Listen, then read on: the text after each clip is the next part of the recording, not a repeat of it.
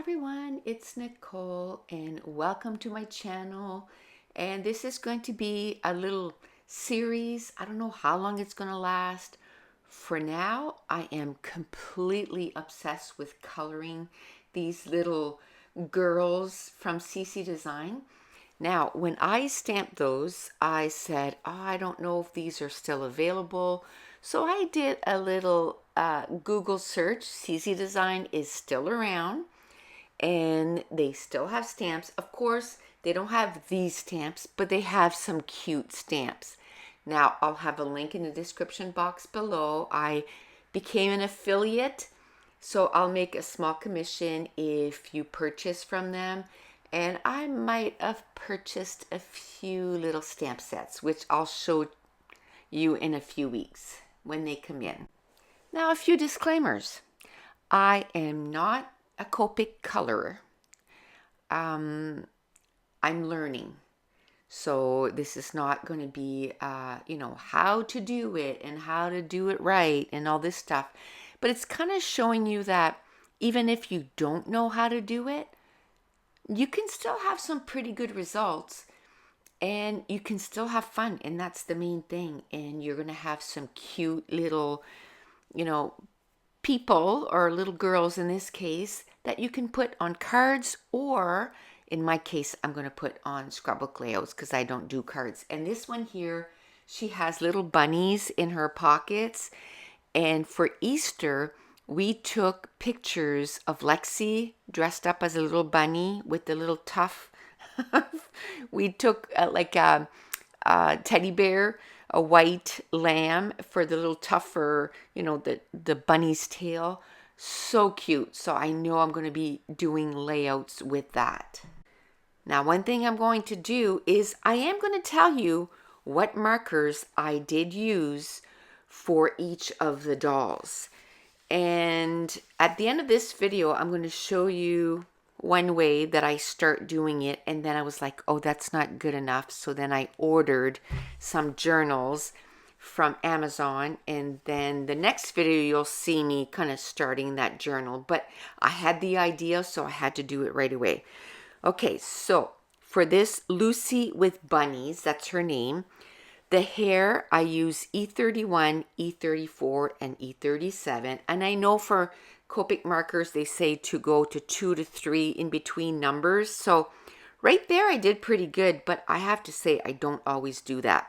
For the dress, I use RV000, BV00, BV02, and BV04. And then for the bunnies, I use C1 and C2. For the apron, I use R20, R22, and R24.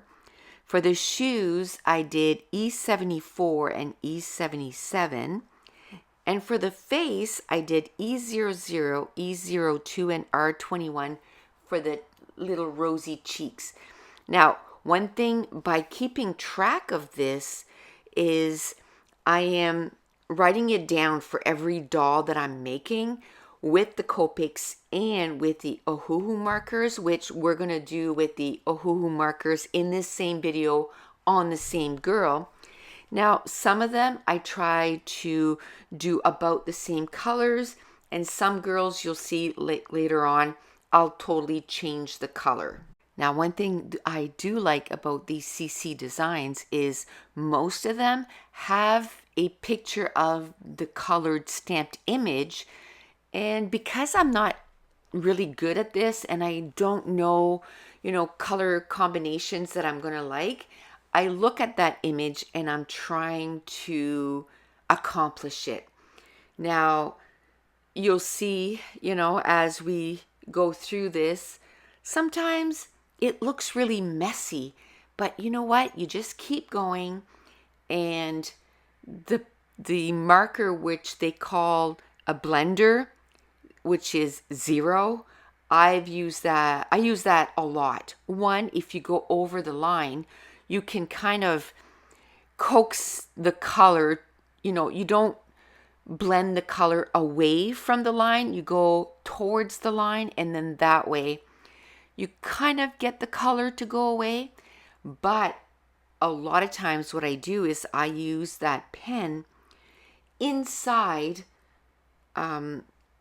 let's say the dress or the coat or whatever. If I found that I got too deep of a color and I want to take some of the color away, I'll use that blender for that. Whether it's recommended to do that or not, I mean, really, it's your images, and you might be a professional at it, but for me, I'm learning and I'm having a lot of fun. Now, one thing I'm doing is, one thing right off the bat, the first images that I stamped, I use the India ink. Do not use the India ink. It does smear. I ended up stamping everything again. And, it's fine. The ones that I did with the India ink, I'm just going to use, with watercolors or with pencils. Now, this is my idea. I just took a notebook that I had here and I stamped the image. I make those squares 2.5 by 3.25, and then I take some markers and I highlight every second line. And that's why I went and got a different one. You'll see in the next video. I use a bullet journal that has the gray dots in it. And then that way I don't have to do the lines like I'm doing in this one, because this has, just a white paper. So I had to make the line. So it's saving me a step, which I really love. And really, I didn't have to do it this way, but I just wanted it to have a little color. And how do I choose the colors that I highlight the lines? I just look at the little person that I made and I'm like, oh, I think I want to use pink. And then the next one, I'll use purple on the same page. So I'm doing one for the Copic coloring, and I'm doing the other one for the Ohuhu. And I'm doing them offset like this. You see the square now is going to the left, and I'm going to stamp the girl on the right. And then when I flip the page, the girl is going to go where the Copic, where I write, if you will, the recipe, the girl will go there. And it just makes it so that it's not one on top of the other. Now, another thing is, when I flip this page over, or maybe I won't, but these pages are very thin, so the color went through. So I would have had a hard time. I would have had to skip pages all the time, because there's no way I could have stamped on the other side, like on the back side of the sheet. But the new little journaling book that I got, the colors don't run.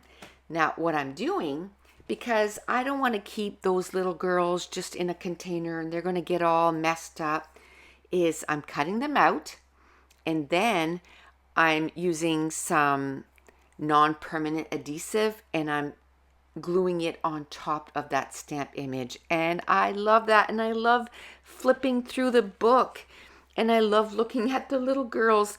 And then the day that I use the one for Copic, that I did that color, I can just use her and I can color another one in, the next time I sit down and do a coloring session. And one thing that I'm doing is, if I do more than 2, let's say, of one little girl, well, then I'll just, do another page for that same little girl. I'm okay with that. It's just a place for me to kind of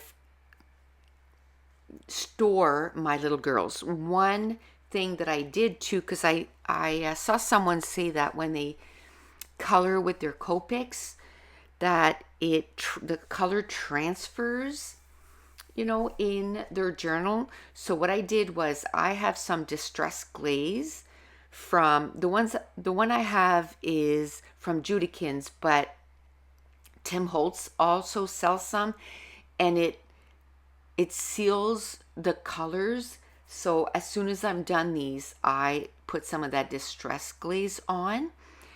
and it dries, and then it just seals the color in. Now let's talk about the markers that I used for this little girl. So for the hair, I use Y11, Y12, and BR2. For the dress, I use R11, R13, and P3. For the bunnies, I use CG00 and NG03. And for the apron, I use R12, R18, R20, and R22. For the shoes, I use G173, Y9, and Y12. And for the face, I use R18, R19, R20, and R21. Which, spoiler alert, for the Ohuhu markers, I don't have a lot of colors that I can use for the skin. Because at this point, I had this collection, I guess, that had 120 markers. And not a lot of it is for skin colors. I have those 4 markers. So I'm planning to extend my collection of Ohuhu markers. And it's really a learning curve for me with those markers right now, because I'm used to, even though I haven't used Copics very much, I'm still, I guess, more used to that system than the system for the Ohuhu markers. As far as quality and how they color fine, they color great, and they're a fraction of the price. Literally, they're $1 a marker compared to $10 a marker. This video is going to be longer than the other videos. I'm going to try and keep them between 8 and 9 minutes normally, but I wanted to show you how I chose the colors. I have my color chart next to me, and it's kind of helping me choose the colors. I have to say, I did purchase some 8.5 by 11 page protectors, and I put them in, but I find that with the videos, it creates a lot of glare. I did make a whole new chart for my Copic markers because I found my chart was completely messy, and a lot of the colors, you could barely see them because it was probably like 20 years old. So I did chart another Copic color chart, and I did purchase some pastels Ohuhu markers. One of the complaints that I had was I didn't find that I had a nice array of different colors, but now having the pastels, and I also bought midtones, I'm finding now that I'm having way more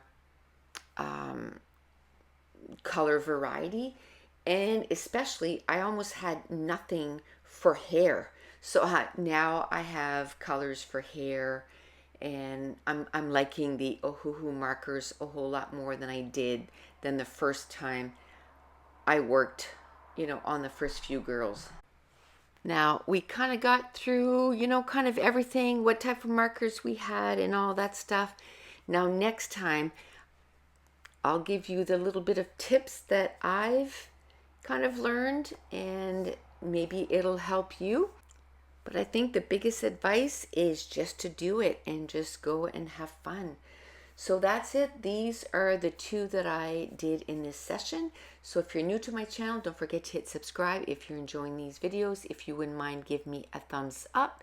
Leave me a comment down below. And I want to thank you so much for watching. Bye.